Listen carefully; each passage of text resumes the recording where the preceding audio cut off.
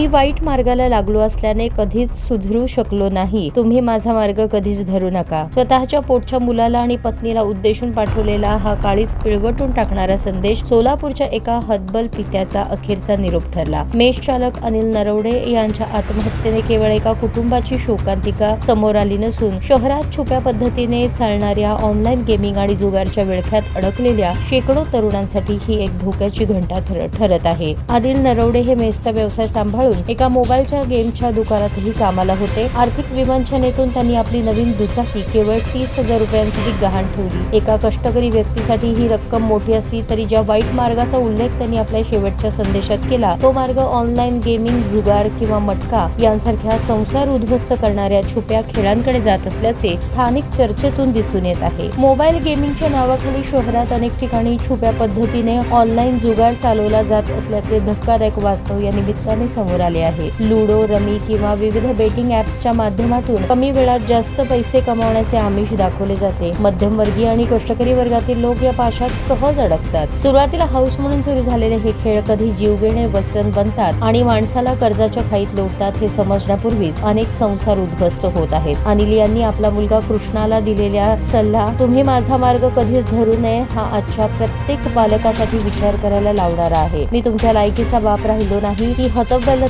एखाद्या कर्त्या पुरुषाला तेव्हाच येते जेव्हा तो स्वतःला जुगाराच्या अशा चक्रव्यूहात अडकवून घेतो जिथून बाहेर पडण्याचे सर्व रस्ते बंद होतात. या घटनेनंतर पोलिसांनी आता शहरातील बेकायदेशीर ऑनलाईन गेमिंग सेंटर्स आणि जुगार अड्ड्यांकडे आपला मोर्चा वळवणे गरजेचे झाले आहे. नरवडे यांना आत्महत्येस प्रवृत्त करणारा तो वाईट मार्ग नेमका कोणापर्यंत जातो याचा शोध घेणे आता पोलिसांसमोर मोठे आव्हान आहे. ऑनलाईन गेमिंग किंवा जुगाराचे व्यसन हे केवळ पैशांचे नुकसान नसून तो एक गंभीर मानसिक आजार आहे ज्याला पॅथॉलॉजिकल गॅम्बलिंग म्हणतात. अशा वेळी व्यक्तीला डोपामाइन या रसायनामुळे तात्पुरता आनंद मिळतो पण पराभवानंतर तीव्र नैराश्य येते. अशा स्थितीत व्यक्तीला आत्महत्येसारखे विचार येऊ शकतात. कुटुंबाने अशा व्यक्तीला दोष न देता त्यांच्याशी संवाद साधून वेळीच मानसोपचार तज्ञांची मदत घेणे आवश्यक आहे असे सोलापुरातील मानसोपचार तज्ञ डॉ. स्वप्नील जोशी यांनी सांगितले.